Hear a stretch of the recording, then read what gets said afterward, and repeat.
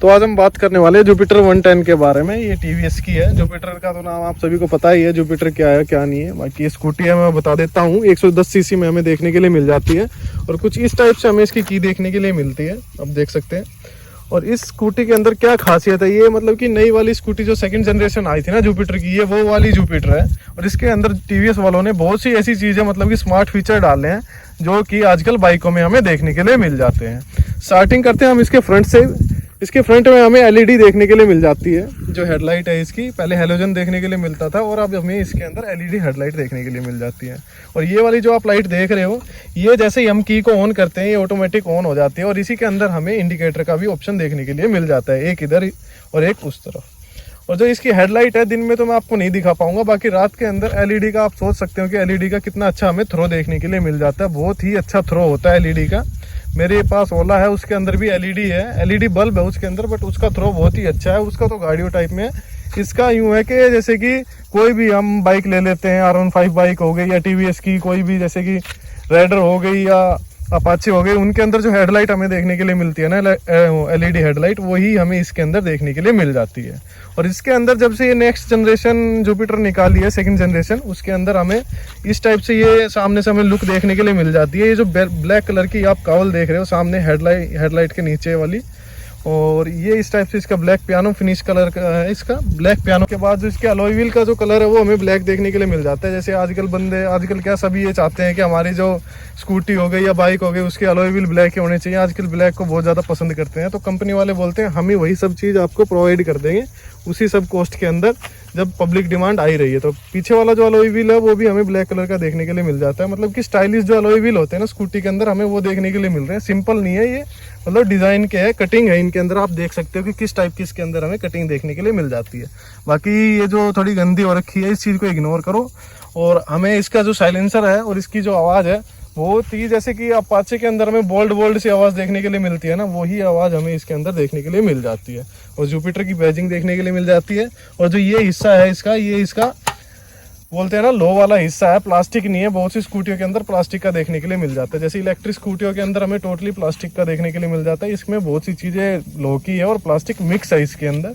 और ये जो पीछे की जो कनेक्टेड बैकलाइट आप देख रहे हो ना, ये भी एलईडी ही है। इसके अंदर हमें बीच में तो हमें देखने के लिए मिल जाता है रेड कलर का, और बाकी इंडिकेटर का हमें साइडों में देखने के लिए मिल जाता है। और ये जो ब्लैक कलर की आप कावल देख रहे हो ना, ये इस स्कूटी के अंदर ना एक अलग ही मतलब डिज़ाइन डाल दिया है, जिसकी वजह से ये पीछे से भी मतलब अच्छी लगती है और फ्रंट से भी अच्छी देखने के लिए हमें मिलती है। और ना टीवीएस जुपिटर के अंदर हमें ना आगे का जो ब्रेक है वो डिस्क ब्रेक देखने के लिए मिल जाता है, और जो पीछे वाला ब्रेक है वो ड्रम ब्रेक हमें देखने के लिए मिल जाता है। ड्रम ब्रेक तो आप समझते ही हो कि मतलब कि इसकी तो 8000 किलोमीटर पे हमें ड्रम चेंज कराने ही पड़ते हैं। और मतलब ब्रेक शूज जो है ब्रेक लेदर है वो घिस जाते हैं, लॉन्ग टर्म के लिए हम इन्हें यूज़ नहीं कर सकते। मतलब कि कहीं ना कहीं ये चीज़ अच्छी भी है। और जो इसके अंदर डिस्क ब्रेक हमें देखने के लिए मिल रहा है, पावर भी है। पावर को मतलब कंट्रोल करने के लिए डिस्क ब्रेक देने ज़रूरी हैं। और आप देख सकते हैं कि किस टाइप से इसके अंदर जो डिस्क प्लेट है देखने के लिए मिल रही है, ब्लेड टाइप में हमें इसके अंदर डिस्क ब्रेक देखने के लिए मिल रही है। और ड्रम ब्रेक का तो सभी को पता है, लेदर के अंदर पानी गया तो वैसे ही फूल जाता है, बट डिस्क ब्रेक के अंदर हमें ऐसी कुछ प्रॉब्लम देखने के लिए मिलती नहीं है। बाकी ये जो आप प्लेट देख रहे हो, इधर हमें इसके अंदर प्लेट डालनी पड़ती है। जो डिस्क ब्रेक की जो प्लेट होती है वो भी चेंज होती है कुछ किलोमीटर पे। बाकी अगर इसके अंदर भी पानी गया तो जो डिस्क पैड होती है वो भी ख़राब हो जाती है।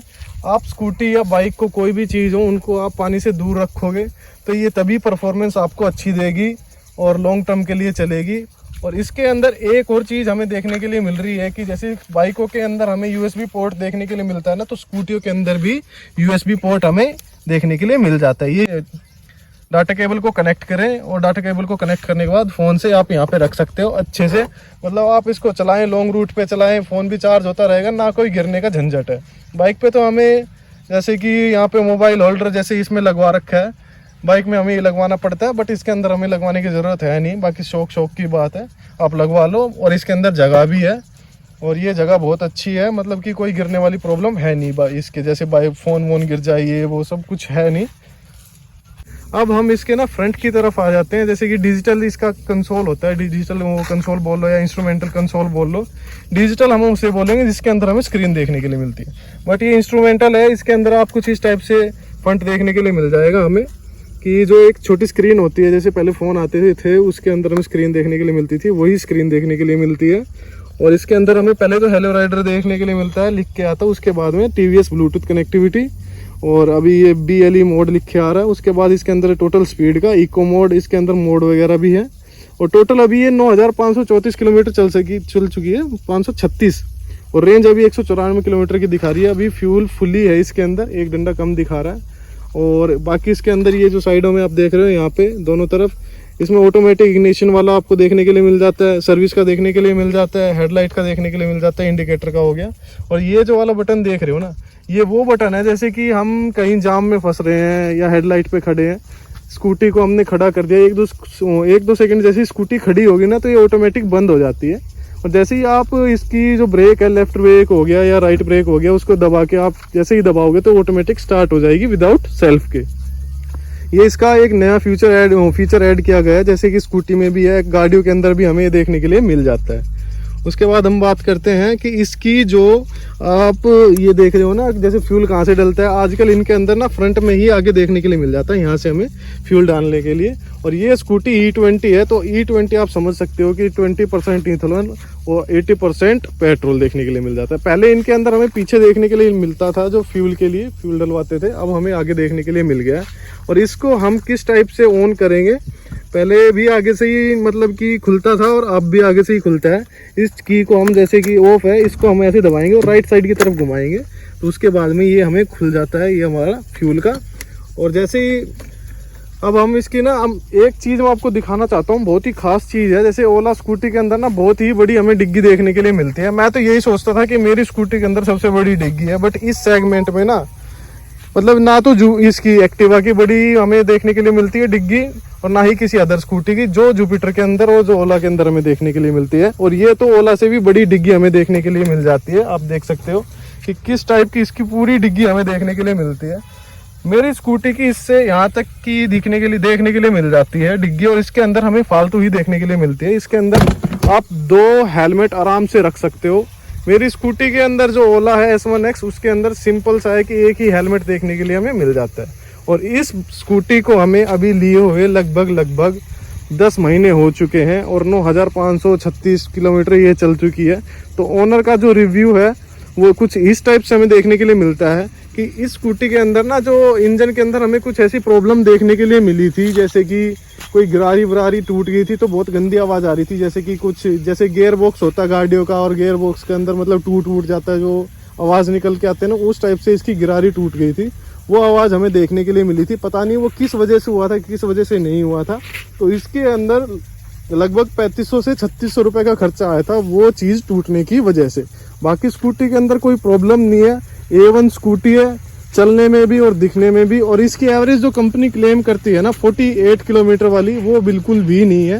ये 35 से 40 की एवरेज निकाल के देती है। बेशक आप इसको हाईवे पे चलाओ या सिटी में चलाओ, कहीं भी चलाओ, एवरेज इसकी बहुत ही ज़्यादा कम देखने के लिए मिल जाती है। बाकी एक चीज़ भी है कि स्कूटियों के अंदर ना ऐसे इनका फ्यूल टैंक जो होता है वो बहुत ही छोटा हमें देखने के लिए मिलता है बाइक के मुकाबले। बाइकों के अंदर तो 10 लीटर का 11 लीटर 12 लीटर इस टाइप देखने के लिए मिल जाता है, इनके अंदर हमें थोड़ा कम देखने के लिए मिल जाता है। बाकी मेरे को इसका अभी पता नहीं है कितने लीटर का, मैंने चेक नहीं किया था। बाकी स्कूटियों का हमें पता है कि कम ही मतलब छोटा फ्यूल टैंक देखने के लिए मिलता है, उसकी वजह से भी एवरेज ड्रॉप होती है। कुछ ये जो E20 आया है उसकी वजह से भी हमें देखने के लिए मिल रही है कि जो एवरेज है वो बहुत ज़्यादा ड्रॉप हो गई है। और E20 है बट फिर भी एवरेज ड्रॉप है, और हम वैसे भी फ्यूल डलवा रहे हैं वो अदर स्कूटियों में, उनमें तो और ही ज़्यादा माइलेज ड्रॉप देखने के लिए हमें मिल रही है। और ये जो इसका ब्लूटूथ, इसके अंदर ना ब्लूटूथ कनेक्टिविटी भी देखने के लिए मिल जाती है। वो जब हम स्कूटी को ऑन करते हैं तो वो इसका पेयरिंग का देखने के लिए मिलता है कि भाई ये पेयरिंग कर लो, मतलब कि फ़ोन के अंदर हमें कनेक्टिविटी का ऑप्शन देखने के लिए मिलता है। और जो मीटर के अंदर हमें ऑप्शन देखने के लिए मिलता है, जैसे कि हम राइडिंग वाइडिंग कर रहे हैं, इसको लेके गए हुए हैं, ब्लूटूथ से हमने फ़ोन कनेक्ट कर लिया और ये स्कूटी कनेक्ट हो गई है, तो हमें कॉल का, मैसेज का हमें इसके अंदर देखने के लिए मिल जाता है कि किसकी कॉल आ रही है, किसकी कॉल नहीं आ रही है। और ये ब्लूटूथ का मेरे हिसाब से ज़्यादा कुछ हमें फंक्शन देखने के लिए मिलता नहीं है। अगर डिजिटल कंसोल होता तो हमें पता चलता कि भाई किसकी कॉल आ रही है, कहाँ से है। इसमें नंबर वगैरह ही देखने के लिए मिलते हैं, इसी टाइप से ज़्यादा कुछ है नहीं। और इसके अंदर ना एक असिस्टेंट देखने के लिए मिलता है कि भाई जैसे ये ब्लूटूथ से कनेक्ट होगी तो इंटरनेट इसके अंदर कनेक्ट हो जाता है, तो उससे आप बोलकर मतलब कुछ भी पूछ सकते हैं। आप ईयरफोन लगा रखा है या कोई भी ब्लूटूथ लगा रखी है कान में अपने, तो उससे आप मतलब कुछ भी पूछ सकते हैं। जैसे फ़ोन के अंदर असिस्टेंट आता है, गूगल असिस्टेंट हो गया, चाहे ये क्या बोलते हैं आईफोन है तो वो सीरी हो गया, उस टाइप से इसका असिस्टेंट काम करता है। अभी तक इस स्कूटी के अंदर ज़्यादा कुछ मतलब हमें प्रॉब्लम देखने के लिए मिली नहीं है। एक तो इंजन वाली प्रॉब्लम थी, और एक ये मतलब यूँ है कि प्लास्टिक, अगर हम स्कूटी देख रहे हैं कि भाई स्कूटी के अंदर प्लास्टिक वगैरह है, तो प्लास्टिक थोड़ा बहुत तो प्रॉब्लम देता ही है। बाकी आजकल ना शॉकर बहुत ही ज़्यादा लो क्वालिटी के हमें देखने के लिए मिलते हैं, कोई भी बाइक हो या स्कूटी हो। पहले तो 3-3 4-4 बंदे बैठा लिया करते थे, तो ऐसी प्रॉब्लम हमें देखने के लिए मिलती नहीं थी। बट अभी हमें इसके अंदर जैसे स्कूटी की जो गद्दी है वो लंबी है, आराम से 3 बंदे तो बैठ ही सकते हैं। जैसे प्लेटिना की जो हमें गद्दी देखने के लिए मिलती है उस टाइप से इसकी गद्दी लंबी है, तो मतलब 3 बंदे बैठाएंगे तो ज़्यादा पहले प्रॉब्लम आती नहीं थी। अब ऐसी प्रॉब्लम आने लग गई है कि 3 बंदे बैठाइए बिल्कुल स्कूटी मतलब कि नीचे की तरफ झुक जाती है, और जैसे हम इसको चलाते हैं ना तो ऐसा है कि पिकअप बिल्कुल ही डाउन हो जाता है, और शॉकर बिल्कुल ऐसे आवाज़ करने लग जाते हैं कि हाँ भाई कोई भारी भरकम इस पर चीज़ रख दी है। बाकी पहले वाली स्कूटियों में ऐसा हमें देखने के लिए मिलता नहीं है। बाकी इलेक्ट्रिक स्कूटी से अगर हम इसका कंपैरिजन करें तो उनका पिकअप ज़्यादा होता है, इनका पिकअप थोड़ा कम है। और अभी तक इस स्कूटी में यही सब है। प्लास्टिक है तो थोड़ा बचेगा, उसका आपको मेंटेनेंस कराना पड़ेगा, बाकी वैसे कोई प्रॉब्लम आई नहीं है। आप टाइम से सर्विस कराएंगे तो स्कूटी बहुत ही अच्छी चलेगी। और अगर कोई TVS की जुपिटर 110 लेने की सोच रहा है तो बहुत ही अच्छी स्कूटी है, वो ले सकता है। और 10 महीने बाद का इसका यही रिव्यू है। अगर आप इसको अच्छे से चलाओगे, अच्छे से इसकी केयर करोगे, तो ये स्कूटी आपको अच्छे से ही रखेगी। मतलब आपको भी मतलब अच्छी चीज़ देखने के लिए मिलेगी, कोई प्रॉब्लम देखने के लिए नहीं मिलेगी।